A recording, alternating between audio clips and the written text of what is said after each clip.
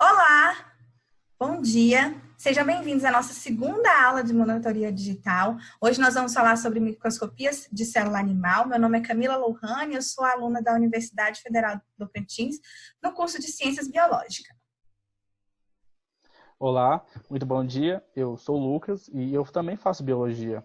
Porém, eu faço no campus de Araguaína. E sem mais delongas, vamos começar essa aula.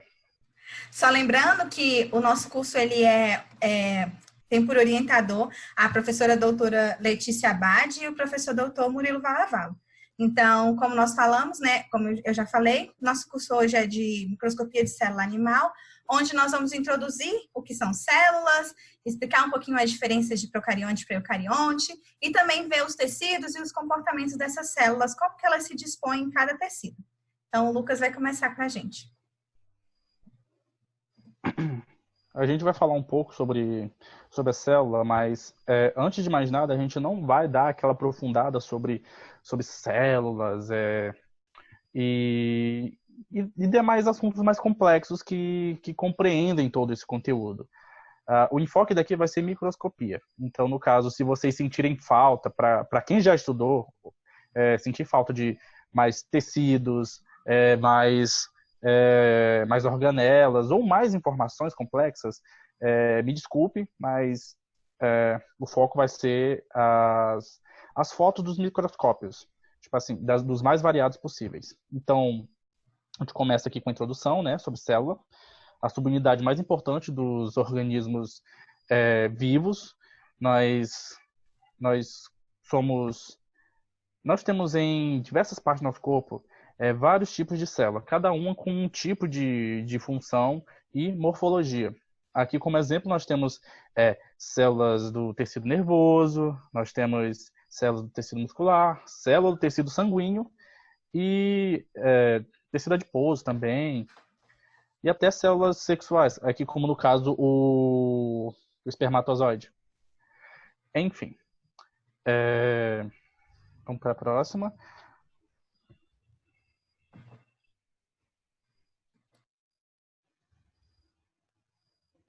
Todo organismo vivo da Terra, ele é constituído por células, mas as células existentes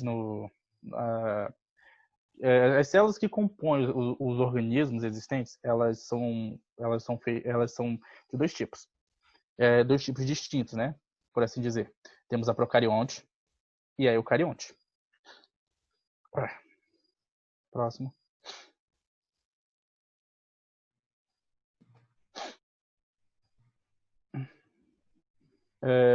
Aqui na procarionte, nós já temos um belo espécime, tipo uma bactéria. Ah, não, peraí, antes de eu falar do exemplo, nós temos que denominar quem são as células procariontes. Qual o grupo que é constituído por elas? No caso, nós temos as bactérias e o grupo do reino Archaea, que são basicamente constituídos pelas células procariontes, que já denotam assim, um formato um tanto quanto diferente do que a gente está acostumado a ver da célula animal, não é? Porque ela já tem aqui umas estruturas como as fíbrias, para adesão de superfícies,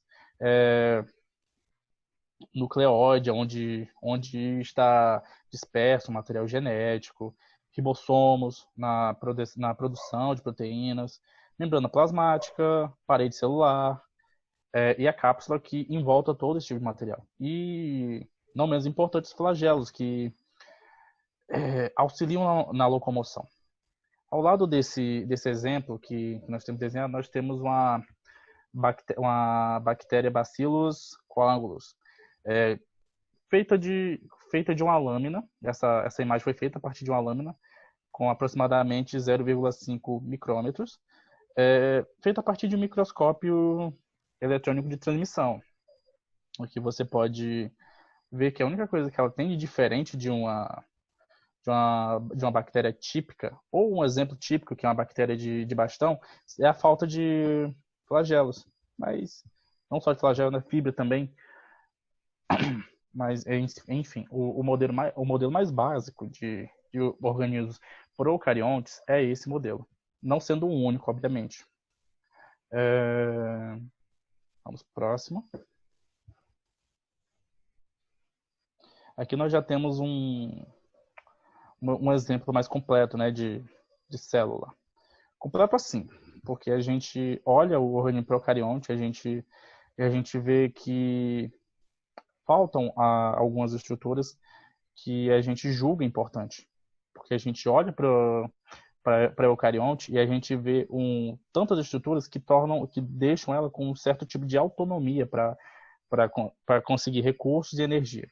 Como, por exemplo, ali as organelas, coisa que a procarionte não tem. Em contrapartida da procarionte, a eucarionte possui um núcleo organizado, onde você vai encontrar 3 estruturas, ou 3 divisões, se você preferir chamar assim. Seria o envelope nuclear, o nucleolo, o centro indivisível, onde está proteínas, DNA, na forma de cromossomos, e também temos a cromatina, que nada mais é do que o próprio cromossomo bem alongado. Mais do que isso, nós temos aqui também um exemplo de uma célula vista a 1 micrômetro por um microscópio de transmissão também. E antes de qualquer coisa, como está escrito no slide, mas só para reforçar, os eucariontes têm como organismos os fungos, animais, plantas e os protistas, que são um tipo de eucarióticos unicelulares. Bom, a diferença entre um procarionte e um eucarionte, ela é básica. Você consegue observar, a partir da microscopia, ali no seu núcleo. Você vê um núcleo organizado na eucarionte e um núcleo disperso, espalhado ali na procarionte. São coisas assim, é o mais visível que você tem, mas não é a principal coisa. Você também pode notar a falta de organelas entre um e outro, um flagelo para a locomoção. A outra você não tem esse não em todos os casos, você não vê flagelo nas células, mas algumas células elas têm flagelo, sim. E o que você vê também são ribossomos. Mas aí você pensa, uau, tem ribossomo. Você disse que não tinha nenhuma organela na procarionte em relação à eucarionte. Bom, o ribossomo, por mais que ele tenha uma função importantíssima para o organismo, ele não é uma organela. Isso se dá porque o ribossomo ele não está preso a nenhum tipo de membrana ou constituindo membrana. Ele está ali.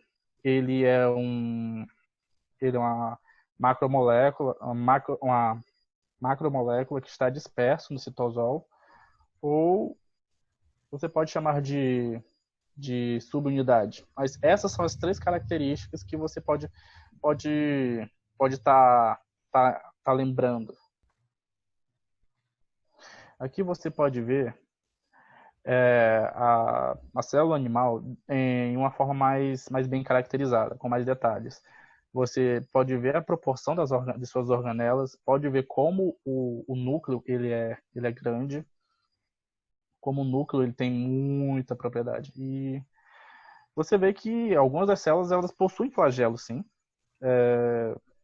Flagelos que ajudam na locomoção de algumas células e tal, formados por microtúbulos de uma extensão da membrana plasmática. Você pode ver o complexo de Golgi, você vê ribossomos, estão sempre aí.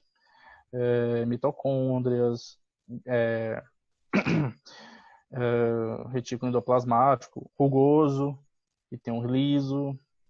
São várias mitocôndrias. É o motorzinho da célula que vai fazer ela metabolizar tudo que passa pelo nosso corpo, passa pela célula. Então, esse motorzinho, ele tem diversas funções que são bem interessantes. Algumas vezes tem algumas organelas que têm funções semelhantes, mas nunca a mesma função, exatamente a mesma. Só lembrando que, como eu reforcei no começo, caso você sinta falta de alguma organela, porque a gente não colocou todas, me desculpe.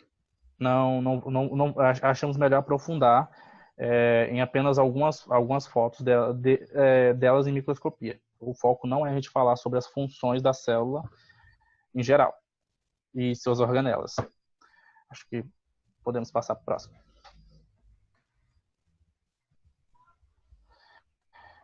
Como foi falado na aula anterior e nessa aula, a gente usa muito microscopia para fazer a identificação de componentes celulares, como organelas, não só organelas, mas como proteínas, entre outras macromoléculas. Mas dentro da bioquímica existe uma outra ferramenta, um outro modo de identificação, que seria esse o fracionamento celular. O que seria o fracionamento celular? Ele consiste em isolar as principais organelas ou estruturas subcelulares de umas das outras. Porque o que você tem? Uma célula completa, ela é muito mais complicada de você estar observando e catalogando cada parte dela. Então, esse modo de estar observando e catalogando partes, por assim dizer, catalogando, é muito mais simples. Você pega pedaços maiores e menores e você consegue achar sua função a partir de uma série de procedimentos, que é feito dentro, obviamente, desse modo de identificação. Próximo.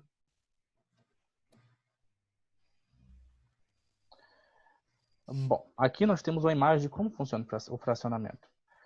O fracionamento celular ele permite aos pesquisadores preparar componentes celulares específicos, como eu falei, com volumes elevados ou volumes bem menores. A técnica está aqui do lado. Tudo requer uma centrifugação. Centrifugação que resulta em uma série de sedimentos, cada qual com conteúdo diferente. Entendeu? Componentes celulares diferentes. Parece um pouco complexo, mas talvez seja um pouco complexo, mas não é nada que seja impossível. Porque ela o fracionamento ele é uma forma de auxílio para a microscopia, no caso aqui, que é o enfoque, mas ele e a microscopia, eles estão tão próximos quanto a prática é da teoria, quando você aprende em sala. Como, por exemplo, testes bioquímicos mostraram a presença em uma das frações celulares, de enzimas envolvidas na respiração celular, enquanto a microscopia eletrônica revelou grandes quantidades de organelas chamadas mitocôndrias. Juntas, esses dados ajudaram os biólogos a determinar que as mitocôndrias são os locais da respiração celular. Ou seja, uma coisa serve para confirmar a outra. São duas formas de trabalho que quando se aproximam da mesma hipótese, elas podem estar se confirmando, se ajudando. Aqui seria a microscopia junto com a bioquímica, o que é super interessante. Bom, para você fazer esse procedimento, você vai precisar de um instrumento específico, que seria a centrífuga. Como eu falei antes, centrifugação. Para cá, para lá. E a centrífuga ela vai girar essas moléculas a certas velocidades. Velocidades altas, muito altas e velocidades baixas. A variação de sedimentos vai variar esse tipo de velocidade em que ela está sendo girada, as macromoléculas. O próximo.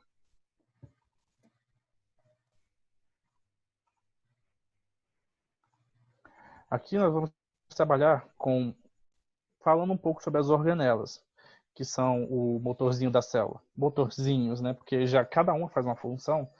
Pode dizer que cada uma é um certo tipo de motor, não é? Você pode olhar por aqui, né? As organelas são estruturas que ficam dentro do citoplasma da célula. Estruturas estão envolvidas por membranas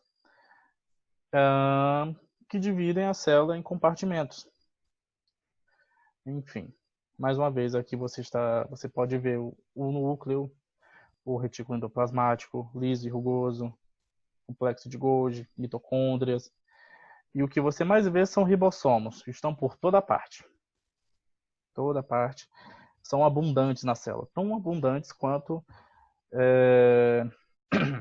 quanto eles são em organismos procariontes. Ah, e outra coisa que eu não falei, o material genético ele não fica só dentro do núcleo da célula. Você também pode estar encontrando material genético dentro das mitocôndrias. Próximo. Então, no núcleo, além dele conter o seu material genético na forma de cromossomos, você também vai encontrar proteínas. Proteínas que vêm do citosol da célula. Também acontece aqui a síntese de RNA ribossômico. Esse RNA ribossômico, junto com as proteínas vindo do citosol, eles formam subunidades grandes e pequenas, que vão ser expelidas para fora do núcleo e ficar por ali no citosol. Próximo. Então, como você pode ver, essas subunidades, elas são expelidas para fora do núcleo e elas variam de tamanho. São tamanhos de subunidades maiores e tamanhos de subunidades menores. Elas, quando se juntam, elas formam o ribossomo. O ribossomo, essa subunidade, ela é responsável pela síntese de proteína. Então, é muito comum ela estar sempre trabalhando e formando proteínas que vão e vêm. E aqui você também pode notar como, acho que vocês viram no slide anterior, obviamente, mas aqui você tem mais uma noção do quanto ela é pequena. E ela não é presa a nenhum tipo de membrana, a nenhum tipo de compartimento. Ela é livre. Aqui você tem a foto dela no microscópio eletrônico de transmissão. Você vê como elas ficam próximas da outra e são abundantes. Para todo canto que você olhar, você vai ver um ribossomo. Retículo endoplasmático. A fábrica biosintética. Bom, o retículo endoplasmático ele é uma fibra bem extensa que recobre quase boa parte da célula. Então você o vê ele próximo ali do envelope nuclear. E ele também tem essa característica dele ter uma parte mais rugosa e uma parte lisa. Aí daí você vê o nome: retículo endoplasmático rugoso, retículo endoplasmático liso. Bom, a diferença não está só no nome também, nem só no nome nem no formato. As funções também variam um pouco. Aqui, como você pode ver, na microscopia eletrônica, ele está bem próximo do núcleo e ele dá uma grande volta pela célula. Lógico, você não vai ver ele com tanto dinamismo igual tem aqui nessas imagens já pré-moldadas na internet, mas dá para você ter uma noção de como se dá a morfologia. Desculpa, de como se dá a morfologia e por onde ele se espalha. Vamos para o próximo slide para explicar melhor. Aqui você tem duas representações. O retículo endoplasmático liso, que tem como função a síntese de lipídios, o metabolismo de carboidratos, desintoxicação de drogas e venenos e armazenamento de íons cálcio. Enfim. Aqui você tem o retículo endoplasmático rugoso. Eles secretam proteínas produzidas pelos ribossomos que estão ligados assim, né, próximos ao retículo endoplasmático liso. Você nota que, além da morfologia, você tem uma variável de função. Enquanto ele está armazenando e extraindo, o outro está produzindo também. Não produzindo, secretando o que é produzido. Mas não deixa de ser interessante, obviamente. Vamos para o próximo. Bom, aqui está ela, não menos importante, mas temos a mitocôndria. Mitocôndria é ela que é a responsável pela geração de energia para o corpo. Como é que ela faz isso? Bom, através de respiração celular. Um processo metabólico que utiliza oxigênio para gerar ATP. E, por fim, o ATP, ele é o grande carro-chefe, né? Para cada movimento que você faz, para cada pensamento, né? Porque para você ter certos tipos de pensamento, todos os tipos de pensamento, você precisa que as suas células nervosas trabalhem também. O que eu quero chegar é que, para o trabalho de cada célula, você precisa de ATP. Como funciona o ATP? O ATP ele vai quebrar a molécula de fosfato e se transformar em adenosina difosfato, ao invés de trifosfato, que ele passa a ter 2 fosfatos. E essa quebra vai gerar energia. E para você estar gerando ATP, é aí que entram os carboidratos, como açúcares, gorduras. É importante estar se alimentando bem também, não é? Então, é assim que a mitocôndria trabalha. De uma forma um tanto quanto complexa. Ela é bem complexa, não é isso daqui que eu falei, porque eu falando aqui parece que é muito simples. Mas vamos observar as imagens de como elas são. A mitocôndria, ela tem moléculas de DNA no seu centro. Elas têm uma membrana interna e membrana externa. São coisas bem... É uma coisa bem complexa, você vê a estrutura dela. Diferente de outras organelas que você olha e pensa, nossa, pequena, simples. De simples não tem nada elas. Aqui você pode ver também do lado, a partir de 10 micrômetros, uma organela, onde foi passado nela corante. E você tem DNA, DNA nuclear, bem na sua parte mais... bem mais ao centro da organela, um corante vermelho. Enfim, se você ler a legenda da imagem, você pode entender melhor o que está acontecendo. Eu acho que aqui não é o caso eu me aprofundar um pouquinho mais. Ficou faltando o lisossomos, ficou faltando o complexo de Golgi e... Bom, eu não lembro exatamente. O lisossomos é uma organela que tem como intuito fazer a digestão celular. Enfim, ela tem várias enzimas dentro do seu trato. E nós temos o complexo, não é o complexo, é o complexo de Golgi? O complexo de Golgi, que é como um armazém, onde você armazena, é embalado e é enviado. Essa é a melhor forma de eu estar abreviando qual é a sua função. Ela tem uma função quase igual ao do retículo endoplasmático rugoso, só que um pouco mais complexa. E não deu para trazer todas as organelas, porque agora a gente vai entrar na parte mais que cabe mais ao curso. Eu tentei dar uma introdução do que se trata a célula, mesmo faltando algumas informações. Eu acho que deu para trazer alguma coisinha. E agora a gente vai continuar com a Camila. Obrigada, Lucas. Deu para clarear bastante coisa. Então, nessa parte agora, nós vamos ver sobre os tecidos, né? Então, as células, né? Como nós somos organismos pluricelulares, com a junção das células vão formar os tecidos, né? E os tecidos formam os órgãos, e assim vai até formar um animal, né? Seja qual for. Então, para a gente poder visualizar esses tecidos, né, microscopicamente, não é algo muito simples, porque muitas vezes eles são densos, né, e não dá para se ver exatamente as células desse tecido. Então, eles precisam passar por um processo para eles poderem, então, ser cortados de forma bem fininha e, assim, poder ser visualizados, né? Os tecidos, como são os arranjos celulares para se formar os tecidos, como são as células presentes naqueles tecidos, né? Então, nós vamos falar um pouquinho para começar sobre esse corte histológico, né?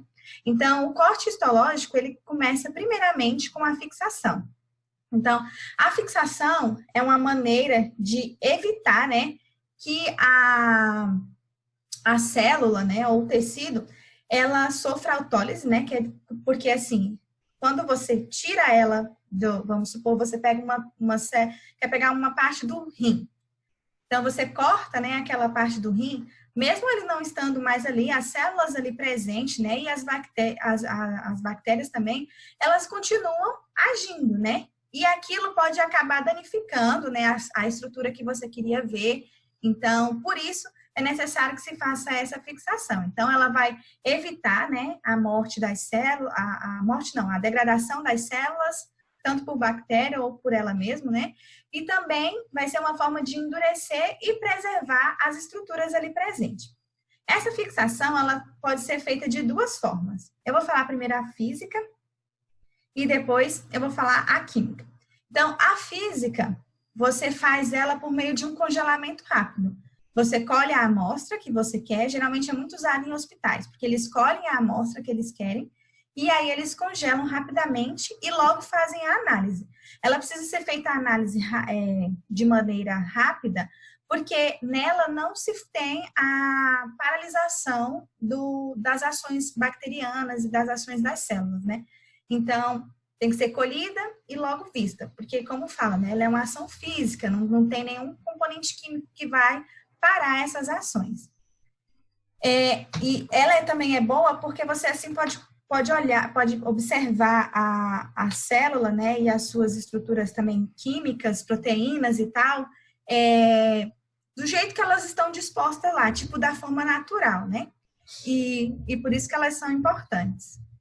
Outra forma de fixação é a fixação química, né? Então, a fixação química, ela é bastante usada tanto para microscópio de luz como para os microscópios eletrônicos. Nela se utilizam compostos químicos, né? Que vão fazer, como eu falei anteriormente, que vão fazer a paralisação, né? Das células, né? Das ações bacterianas e vão preservar aquelas estruturas ali presentes, né? Então, no microscópio de luz, geralmente é utilizado o formaldeído a 4% ou o glutaraldeído, né? E na fixação eletrônica, é preciso se fazer uma fixação dupla, onde você usa um composto primeiro, espera, né, secar, e depois você usa outro composto, né? Então, é uma fixação dupla. Após feita a fixação, né, onde o tecido ele vai estar enrijecido, digamos assim, mas ele ainda não está pronto para o corte, você então vai fazer a inclusão. Então, a inclusão, ela vai tornar realmente aquela amostra dura, rígida, né, para poder se cortar. Por quê? Porque nela vai ser aquele banho de parafina ou resinas plásticas. Geralmente, as resinas plásticas são usadas para microscópio eletrônico, né? A parafina é mais usada para microscópio de luz. Mas também as resinas podem ser usadas para microscópios de luz. A inclusão, ela precisa de 2 processos antes de se passar pela parafina. O primeiro é a desidratação. A desidratação, como o nome já fala, né? Retirada da água. Então, ela vai passar por um banho, né? Pelo etanol, que começa dos 70% e vai até os 100%. Então, o objetivo é deixar aquele tecido que foi coletado, né? 0% de água, né?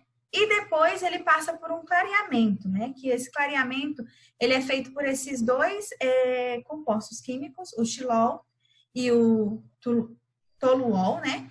Que eles vão descolorir por completo aquele organismo, né? Aquele tecido coletado.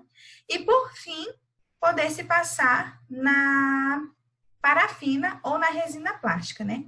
E aí, depois que se passa, né? Espera, então, enrijecer de vez, para então poder se cortar.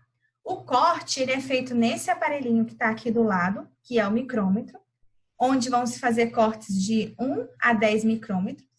E esse micrômetro, ele possui lâminas de aço ou então de vidro para se fazer esses cortes bem precisos, bem fininhos mesmo, para poder se observar o que se tem naquele tecido, né? E esse processo que eu falei aqui para vocês, ele é um processo demorado. Geralmente, ele vai de 24 horas a 2 dias, né? Ou mais. Então, ele é um processo realmente um pouquinho demorado, né? Mas que vai fazer com que você tenha uma lâmina permanente, se você souber cuidar dela direitinho. Então, depois de feito o corte, vem a parte da coloração.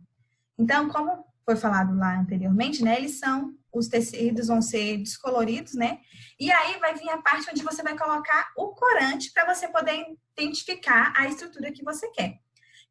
Cada corante, ele vai colorir um certo tipo de estrutura. Então, para isso, você precisa conhecer a parte química, como aí a parte física daquela estrutura, como o Lucas estava explicando, né? Para que então você saiba como que ela vai reagir melhor ali, qual é o corante que vai agir melhor, né? Então, existem os corantes basófilos, que são corantes que são formados, que vão aderir, digamos assim, a estruturas ácidas, né? Que aí elas acabam se identificando com os basófilos. Um exemplo disso é o ácido nucleico, as glicoproteínas ácidas, então elas tendem a ter afinidade com os corantes basófilos, né? E esses corantes basófilos têm o azul de toluidina, o azul de metileno, a hematoxilina, então esses são corantes basófilos. E tem os acidófilos, né, que são as organelas ou células, né, que têm afinidade com esses corantes ácidos, né, que são as mitocôndrias, o colágeno, os grânulos de secreção. E aí, como corante ácido, nós temos o orange G, a eosina, a fucsina ácida. Não necessariamente você usa um corante por vez. Vocês vão ver que a maioria das imagens que eu tentei colocar, eu sempre tentei colocar qual corante que estava sendo usado ali naquela imagem, para vocês terem uma noção de que geralmente eles fazem uma junção de dois corantes, onde vocês podem enxergar mais coisas ali presentes, né? Nessa imagem mesmo, ele está usando a combinação da hemactocilina com a eosina, que é um corante ácido com um corante básico, né? Então, ela faz essa junção para ele poder ver, né, algumas células, né, e algumas camadas, como aponta aqui a seta, né? E aqui é até do cerebelo, né? Então, vocês conseguem ver algumas células que são presentes no nosso cérebro e nós vamos ver isso um pouquinho mais para frente. Então, visto como são feitos os cortes, né, a preparação dessas lâminas, nós vamos partir para a parte dos tecidos. Nosso corpo tem bem mais tecidos do que tem aqui. A gente tentou, como o Lucas já falou, né, resumir para poder abranger um certo grau de coisas para vocês, mas é muita coisa, muitas diferenciações. Então, assim, eu espero que vocês possam ter curiosidade de depois irem buscar se aprofundar mais vocês mesmos, né? E qualquer dúvida, nós estaremos à disposição. Então, como foi colocado aqui, né?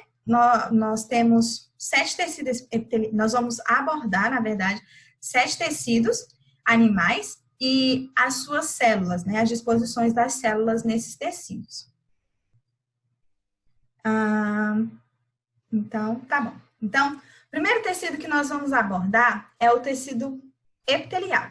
Então, esse é um tecido bem bonzinho, digamos assim, dos que a gente vai ver. Ele é um dos que eu acho que é o mais simples, né? Acho que é o mais simples, porque é o primeiro que a gente vê, então acaba que na cabeça da gente ele fica mais impregnado, assim, né? O tecido epitelial é formado por células poliédricas justapostas. Então, a gente vai ver que em cada região do corpo do animal, essas células podem ter formatos diferentes, né? Mas sempre com várias faces, né? Com várias facetas, como fala ali, poliédricas, né? E elas vão ter função de revestimento ou de secreção quando estão nos tecidos glandulares, né? Como mostra aqui na figura 26, são essas célulazinhas cuboides aqui, que isso aqui foi tirado de um corte do rim. Como a gente vê, ela reveste, né, aqui o rim. E aqui dentro tem outra coisa, que mais pra frente a gente vai ver o que é. E elas também têm a matriz extracelular, né, que não é em muita quantidade. Nós vamos ver que tem células que vão ter alta quantidade de matriz extracelular. Aqui também, ó, aqui tá o epitélio, né, aqui são células colunares. Então, a gente vê que elas fazem esse formato de coluna com o núcleo ao centro. E já aqui é um tecido conjuntivo, né? A gente vê que eles estão sempre os cortes vão geralmente aparecer mais de um tipo de tecido, né? Então, isso aqui forma o tecido epitelial, né? Aqui também é tecido epitelial. Aqui, se eu não me engano, é uma célula no formato cuboide, onde a gente vê que o núcleo, geralmente, ele tende a ter essa coloração mais forte, né? Eles se apegam, eles pegam bem mais corante do que as outras partes das células.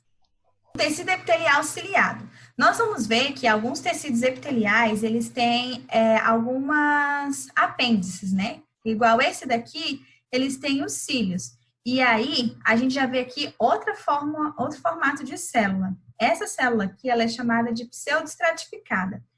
Por quê? Porque ela engana todo mundo, parecendo que elas são mais de uma linha de célula, né? Porque como a gente viu no slide anterior, elas eram simples, ela estava num formato simples, né? Apenas uma camadinha de célula. Nesse aqui, como os núcleos eles vão para cima e para baixo, né? Eles não têm assim um lugar fixo na célula, ela acaba nos enganando, parecendo que são duas camadas de célula, quando na verdade é só uma. Então aqui, né? Tem aqui a célula basal, né, com o seu núcleo, e os cílios, né? E aí, por isso que ela recebe esse nome de pseudoestratificada e ciliadas, né? E aqui no microscópio, isso aqui são fotomicografias de microscópios de luz. E aí, a gente está vendo aqui, tem um corante falando ali do lado. E aí aqui, né, são esses cílios numa micrografia eletrônica, né? Então, aqui foi num microscópio eletrônico, onde foram tirados. E aí a gente vê que esses cílios, né, eles são até bem grandinhos, né? E aqui a gente vê da onde eles saem, né, da célula, e que eles são envoltos por uma membrana também, né? E esses cílios, né, esses apêndices que as células têm, eles vão ajudar a melhorar a absorção da célula, né? Eles vêm para ajudar com relação a isso. As células também vão ter esses MV que estão aqui, que são microvilosidades. E isso é bem presente nas células do intestino, e que eles vão ajudar realmente o intestino a fazer todo aquele trabalho de absorção, digestão, né? Então, essas microvilosidades estão bem presentes nas células do intestino. Então, o tecido epitelial estratificado. Nós vimos ali aquele falso estratificado, né, que parece que são várias camadas, e agora nós vemos esse aqui que tem várias camadas de célula mesmo. Então, toda essa parte aqui, ó, que vai fazendo assim, é tecido epitelial, né, onde tem aqui B, né? Tudo isso aqui é tecido epitelial. E aí, então, ele é chamado estratificado porque ele tem mais de uma camada de célula, como vocês podem ver. E aqui é o tecido epitelial estratificado, entretanto, esse aqui é queratinizado, porque ele tem essa camada de queratina aqui em cima dele, que evita a perda de água. Então, esse aqui vão estar geralmente em locais onde a célula tem mais facilidade de perder água, né? Em tecidos que a célula vão ter mais facilidade. Então, elas são recobertas por essa queratina aqui para evitar essa perda de água. E eles recebem o nome de tecido epitelial pavimentoso também por conta do formato das suas células, né? Que elas são alongadas, né? Como a gente vê aqui. São células mais alongada seu núcleo ao centro aqui. Então, esses são outros tipos de tecido. Tudo isso aqui é tecido epitelial, mas a gente vê aqui com vários tipos de célula. E aí, nós temos o tecido conjuntivo. Então, o tecido conjuntivo, ele tem vários tipos de célula, com várias morfologias, e as células dele, elas podem tanto ser fixas de um local, quanto elas podem se migrar para outro local. Ele, diferente do tecido da epiderme, que era esse tecido aqui, ele tem muita matriz extracelular. Então, a gente vai ver que ele é esse tecido que parece, assim, uma gelatina, né? Por conta dessa matriz extracelular que ele vai produzindo. E aí, a função dele é apoio e proteção. O tecido epitelial, ele pode ser classificado tanto como tecido epitelial frouxo, como tecido epitelial denso, né? E o denso, ele ainda tem duas subdivisões, que são o modelado e o não modelado. Nós vamos ver cada um deles. Então, aqui mesmo nessa imagem, a gente vai ver o frouxo. A gente está vendo o frouxo. Então, tem imagens que eles vão estar mais pertinhos, assim, maiorzinhos, um aumento maior, para a gente poder visualizar melhor. Esse é o tecido conjuntivo frouxo, né? E os fibroblastos que estão presentes no tecido conjuntivo frouxo. Outro tecido conjuntivo é o tecido conjuntivo denso modelado. Por que ele recebe esse nome, né? Porque ele, aqui nessa imagem não dá para ver tão bem, mas nessa outra aqui mais apertadinha, maior, quer dizer, dá para ver direitinho, né? Onde a gente vê fileiras de feixes de fibras de colágenos, né? E feixes de fibroblastos. Então, a gente vê que eles são bem separadinhos. Aqui, os fibroblastos são essas que a gente vê aqui o núcleo mais escurinho, né? Então, a gente vê que eles ficam bem organizadinhos, por isso que é chamado modelados. Quando vou passar para o próximo slide, vocês vão ver que o não modelado, ele é totalmente bagunçado, né? Ele totalmente, assim, desarranjado. O tecido conjuntivo denso não modelado, a gente vê que as fibras de colágenos e os fibroblastos, que são aqui onde estão essas pontinhas dessas setas, eles estão bem bagunçados, né? Não existem aquelas fileirinhas organizadas como a gente viu no modelado, né? Eles ficam assim onde dão na teia, né? E para a gente entender o que é uma fibra de colágeno, né? Tem essa imagem aqui. Então, as fibras, elas são formadas por essas microfibrilas, né? Onde elas são bem fininhas e bem longas, né? Como vocês podem ver aqui. Então, isso aqui é o colágeno. Aqui tem um corte numa micrografia eletrônica, onde vocês podem ver que essas microfibrilas, né? Elas vão se juntando e se entrelaçando, igual tá aqui, para formar o colágeno, né? Para formar a fibra de colágeno. Então, a junção das microfibrilas formam o colágeno. A fibra de colágeno. Outro tecido que nós temos é o tecido muscular.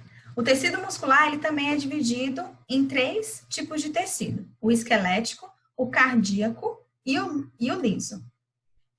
Eles são tecidos com células alongadas que se contraem, porque, como a gente sabe, né, o nosso músculo ele faz esse movimento de contração, né? E esses movimentos podem ser voluntários ou não, né? E com uma quantidade moderada de matriz extracelular, e a principal função dele, como a gente sabe, né, é a movimentação. Então, detalhando o tecido muscular. Então, a gente tem o tecido muscular esquelético, né? Aqui nessa primeira imagem, a gente vê 2 cortes, onde a gente vê o primeiro corte transversal e o segundo corte longitudinal. No transversal, a gente consegue enxergar a célula, que com os seus núcleos na periferia, né? E no segundo corte, a gente vê que elas formam realmente essas fibras também, né? As células do tecido do muscular, elas são fibrosas. E aqui, na micrografia eletrônica, a gente consegue ver bem melhor ela. Então, até aqui, ó, essa parte aqui divide uma célula da outra, que são, aqui tem os retículos, né, e tudo mais. E aí, a gente vê que tudo isso aqui é uma célula. Então, na célula vai ter essa banda aqui, né, que é chamada de sarcômero, que tem essas fibrilas, né, essas fibras assim. E também tem aqui a outra zona Z, né, que separa um sarcômero do outro, né. Dentro do sarcômero, a gente tem essa zona H, né, que também que é mais clara, né, uma região mais clara. Então, tudo isso aqui vai ajudar com que o músculo seja esse músculo contrátil, né, com que ele tenha esse poder de alongar e de se contrair, né? Essas fibrilas vão ajudar nessa parte. Então, esse é o esquelético. Outro músculo que nós temos é o cardíaco, né? Como a gente sabe, são músculos que estão, como o nome já fala, né? Dispostos no coração, né? Então, essa primeira aqui, a gente vê esse tecido estriado, né? Que mostra aqui os discos, que estão aqui apontados pelas setas, que separam esses tecidos. E aqui, na micrografia eletrônica, a gente vê ele novamente. Então, aqui, esse feixe aqui, né, reticular, é o que separa uma célula da outra. Eles são bem parecidos, né, mas, entretanto, eles se diferenciam por conta da localização. Então, o cardíaco e o esquelético, como eles estão localizados em locais diferentes, por isso que eles se diferenciam um do outro, né, recebem esses nomes diferentes. Mas eles são bem parecidos, como a gente vê, né? Tem as fibrilas que vão ajudar o coração a contrair e retrair.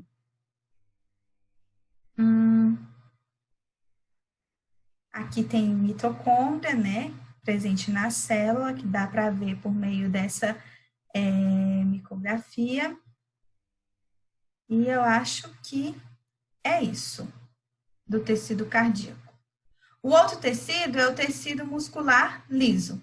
Então, a gente aqui também vamos ter duas imagens. Nessa primeira imagem, a gente tem ele com um corte com o corte transversal na primeira imagem, e na segunda imagem com o corte longitudinal, onde a gente vê que as células, elas realmente são longas, né? Elas são bem alongadas e com um núcleo centralizado. E aqui, quando a gente vê ela cortada transversalmente, parece que elas são células redondinhas, né? Mas a gente vê que elas são células bem alongadas. Aqui dá para ver as suas estruturas. E aqui é a micrografia de um corte transversal do músculo, onde a gente pode ver a região de uma célula. Então, essa célula pode tanto se retrair também, né? Por isso que a gente vê aqui tamanhos diferentes. Então, cada uma dessas aqui são separações de células. Aqui a gente vê novamente a mitocôndria marcadinha aqui, e isso aqui tá bem aumentadinho. O tecido cartilaginoso, ele é um tecido formado por células alongadas ou arredondadas, como nós estamos vendo aqui. No pericôndrio, ele tem essas células alongadas, e já na cartilagem, eles têm essa célula arredondada, né? Com bastante matriz extracelular. A gente vê que as células estão envoltas em matriz extracelular, né? E ela tem essa função de suporte de tecido. Então, no pericôndrio, aqui também é o pericôndrio, encontram-se os condroblastos, que a gente só consegue ver aqui o núcleo dele, a gente não consegue ver muito a separação deles um do outro, né? E esses condroblastos, com o passar do tempo, eles vão se diferenciando e se tornando condrócitos, que são essas celulozinhas arredondadas que a gente está vendo aqui, né, da cartilagem. Nessa outra imagem, nós temos a fotomicrografia, né, eletrônica dos condrócitos, que são essas células aqui, redondinhas. E aí, esses condrócitos, a gente vê que ele tem um núcleo bem aparente, né, como mostra aqui, e uma abundância de retículo endoplasmático granuloso, que vão ser os responsáveis por formar essa quantidade abundante que nós vemos aqui de matriz extracelular. E por isso que as células, elas ficam banhadas nessa matriz extracelular, né? Outro tipo de cartilagem são as cartilagens elásticas e a cartilagem fibrosa.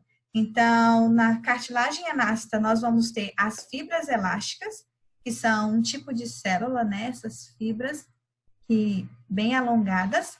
Aqui está o pericôndrio, né? Bastante matriz extracelular também. E os condrócitos, que são essas células redondinhas. Então, as fibras elásticas são essas células mais escurinhas, bem com formato de fibra mesmo, né?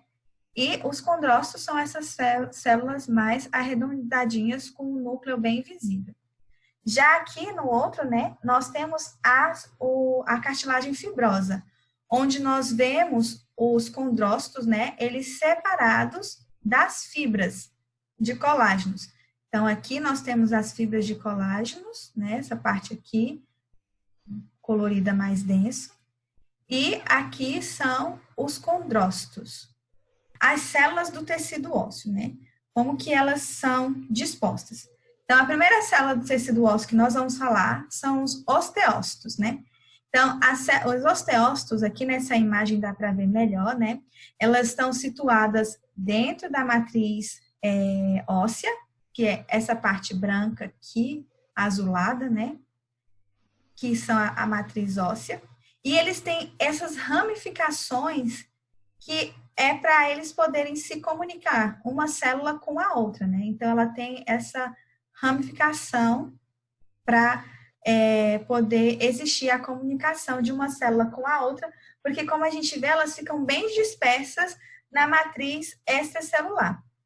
E eles são responsáveis por manter essa matriz extracelular. Então, eles vão produzindo, né, mantendo essa matriz extracelular do tecido ósseo. Aqui tem uma micrografia do osteócito, né, onde nós vemos aqui essas ramificações, né? Então, a gente vê que aqui parece que são só linhazinhas, né? Mas eles são tubinhos, né? Onde passam informações para uma célula poder se comunicar com a outra, né? Onde passam, onde entram informações. Então, esse aqui é um osteócito. Outra célula do tecido ósseo são os osteoblastos. Então, aqui, os osteoblastos, eles nos enganam, porque eles parecem com um tecido epitelial, né? Parece aquele tecido de revestimento, mas não, eles não são. Aqui são osteoblastos, né? Infelizmente, eu não consegui achar uma imagem mais nítida dele, né? Mas eles fazem essa barreirinha aqui, essa voltinha aqui, nos osteócitos que estão dispostos aqui na matriz óssea. Então, a gente vê aqui os osteócitos, né? E aqui a matriz, essa parte bem rosada é matriz, e aqui os osteoblastos. Então, eles têm formato cuboide e quando eles estão em alta atividade e um formato mais achatado quando eles estão com menor atividade, né? E como eu falei aqui, eles são localizados na superfície do tecido ósseo. Outra célula também que nós temos são os osteoclastos. Então, esses osteoclastos, eles são células móveis, são bem gigantes, como mostra aqui pela seta. Então, tudo isso daqui é um osteoclasto. Aqui tem outro osteoclasto. E aqui já é osso, né? Então, aqui também é um osteoclastos. A gente vê. Esses osteoclastos, eles vão ter a função de reabsorção da matriz óssea. Então, a gente viu que os osteocistos absorvem, né? São responsáveis por manter a matriz óssea e eles vão reabsorver a matriz óssea, os osteoclastos. São nomezinhos bem parecidos, mas são os 3 tipos de células que nós vamos encontrar no tecido ósseo. Outro tecido que temos também é o tecido nervoso, né? E o tecido nervoso, a célula mais conhecida que nós temos dele, é o neurônio. Então, aqui tem o neurônio, né? Com o núcleo bem visível, que essa região aqui é chamada de corpo celular, onde nós encontramos o núcleo. Cada neurônio, ele tem um formato diferente. Como a gente vê aqui já são outros neurônios, né? E aí eles têm esses prolongamentos chamados dendritos e também os axônios, que é um tipo de prolongamento por onde sai a informação. E essa região aqui é chamada de corpo celular. No corpo celular, eles podem receber informação, assim como pelos dendritos, né? Que eles também recebem informações pelos dendritos. ao se tocarem, né, eles recebem essas informações. Então, aqui é um neurônio motor da medula espinhal e aqui também é da medula espinhal, só que esse aqui está com um aumento maior do que esse. E a gente vai ver que os neurônios, vocês podem procurar em outras literaturas, que ele tem diversas formas, né? Mas as características principais dele é isso. Corpo celular, dendritos, né? Que são esses feixes aqui, e também o axônio, que é um feixe que conduz as informações para as outras células. Além dos neurônios, nós também temos a célula da glia. Então, voltando aqui nessa imagem, vocês estão vendo essas célulazinhas menores aqui? Isso daqui são as células da glia. O tecido nervoso, ele é composto, digamos, se a gente fosse pesar ele, a maior parte dele é neurônio, apesar delas estarem em menores quantidades. Mas por elas serem maior, né, serem uma célula maior, elas são, digamos assim, mais pesadas, né, do que as células da glia, que são célulazinhas menores, né, mais presente em todo o tecido nervoso. Então, a célula da glia, eu coloquei alguns exemplos aqui, mas tem mais células também que estão presentes no tecido nervoso. E aqui a gente vê, ó, isso aqui, né, maiorzão, são neurônios, como aponta aqui. E aqui é o núcleo de uma célula da glia. Esse aqui é do córtex do cerebral. Aqui é um formato de célula da glia, que se chama célula da microglia, que é uma célula pequenininha, também responsável por comunicação, né? Aqui são os oligodendrócitos, que também são outras células da glia, né? E aqui a gente tem os astrócitos, que também são células da glia, né? E aí eles têm essas ramificações. E aqui ele está nessa coloração diferente porque eles foram impregnados por prata, né? Então, a gente vê que o tecido nervoso, ele tem vários tipos de célula. Como o Lucas falou no início, né? As células, elas não ficam apenas naquele formatinho redondinho que a gente lembra, né? Mas são vários tipos de célula para se formarem os tecidos. E, por fim, a gente tem as células do sangue, né? E aqui, aquela célula que a gente falou na aula passada, que são células anucleadas, chamadas eritrócitos, ou como nós conhecemos mais comumente como as hemácias, onde elas estão presentes no sistema circulatório e, em condições normais, elas ficam ali, elas não se locomovem para outra região, elas ficam nos vasos sanguíneos, né? Essa aqui também é uma hemácia, né, ou eritrócito, só que ela está em formato de foice. Então, isso aqui a gente observa em quem tem anemia falciforme. Esse é o formato. Então, observem o quanto ela é a mesma célula, entretanto, em formato diferente, por conta dessa deformidade que ela pode sofrer, né, dessa doença. Sim. Então, uma célula que causa uma deficiência tanto, viu, na hora de estar levando o oxigênio, porque aquele formato dela é uma deficiência. Ela não tem capacidade total, além de entupir artérias, por assim dizer. Eu não sei exatamente se são as artérias que elas entopem, mas o canal circulatório fica bem avariado quando o paciente ou a vítima, por assim dizer, tem essa condição.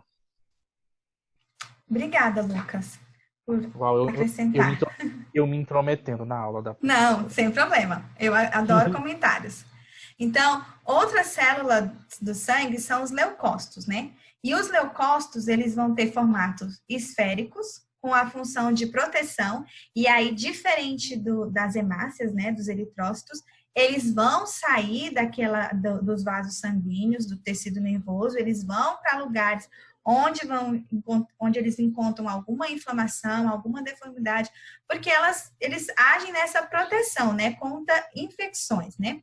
E aí eles utilizam o sangue, né, a corrente sanguínea, para chegar no local dessas deformidades. Os leucócitos, eles podem ser divididos em leucócitos granulócitos, né? Ou agranulócitos. Então, é presença de grânulos e não presença de grânulos. E a gente vai ver eles aqui, né? Os que têm presença de grânulos e os que não têm presença de grânulos. Imagens dele. Então, esse aqui é o neutrófilo. Como a gente vê, aqui é apenas um núcleo, entretanto, ele vai se dispondo de forma diferente em cada célula. E pontinhos mais escuros que vocês vão vendo aqui são grânulos, né?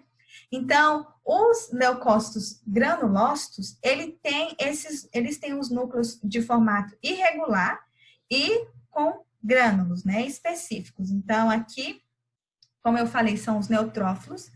Aqui, isso aqui em volta dele, gente, é hemácia, porque tudo isso daqui é esfregaço do sangue, tá? Então, aqui também é hemácia, aqui também é hemácia. E a gente vê que ela tem a formato de bolachinha, porque aqui vai ficando mais clarinho. O eosinófilo, que é essa outra aqui, né? Também com o núcleo deformado e bastante presença de grânulos, né? E o basófilo, que é esse daqui. Então, que o núcleo dele ficou bem corado, né? Quase não dá para ver os grânulos, mas ele também tem essa presença de grânulos, né? Tudo isso daqui são leucócitos que vão ajudar na defesa, né, de infecção, cada um à sua maneira. E os agranulócitos, né, são os que não têm grânulos. Então, esse aqui, né, eles têm o núcleo mais regularzinho, né? Então, o leucócito, se a gente fosse olhar, dava para se confundir bastante com esse daqui, né, com o basófilo. A diferença é que a gente não vê grânulos aqui na presença deles, né? A gente só vê o núcleo, aqui a célula, né, um núcleo bem grande, e aqui também são hemácias. Então, aqui também é outro linfócito, né? E o monócito, que a gente vê esse núcleo também, bem grande aqui, né?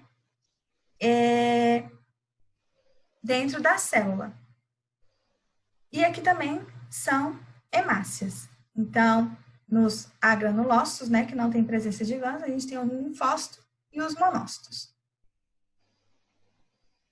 Por último, como célula do sangue, a gente tem as plaquetas. Então, aqui tem várias plaquetinhas, né? Aqui são hemácias. E elas têm a função de coagulação, é fazer com que, quando há uma perda de sangue, né, o sangue não se esvaia todo, né, não vá todinho, né, e porque elas vão ter esses agentes coagulantes. E elas são células anucleadas, então não tem núcleo, e elas têm esse formato de disco, né, aqui tem uma micrografia eletrônica delas, onde nós podemos ver ela em maior quantidade, né. Então, aqui são grânulos densos, aqui são um sistema de canálicos, microtúbulos, né, que vão ajudar aqui também na saída e entrada de substâncias da célula. E essas são as nossas plaquetas que nós também temos no nosso sangue. E essa foi a aula de hoje.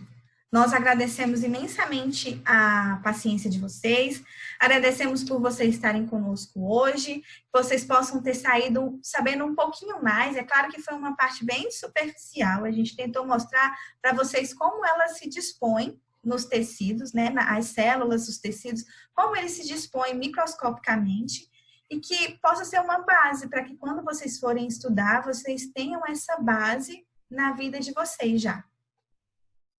Quer falar alguma coisa, Lucas?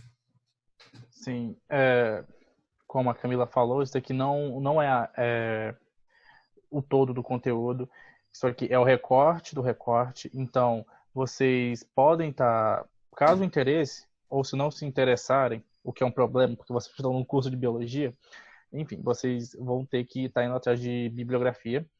Bom, é importante saber que a biblioteca acho que todos os campos da UFT estão equipados com boas bibliotecas. Mas se você não curte ir até a biblioteca, você pode estar procurando é, trabalhos online, livros online também. Tudo isso é válido. Aqui a gente deixou algumas referências que podem estar ajudando e referências importantes. Isso caso você esteja com o intuito de ir até o fim do curso. Esperamos que sim. Isso mesmo. E para vocês terem mais informações, a gente deixa esses 2 livros, né? Na verdade, ficou faltando Tem, tem, um. tem o Junqueira e Carneiro, Isso.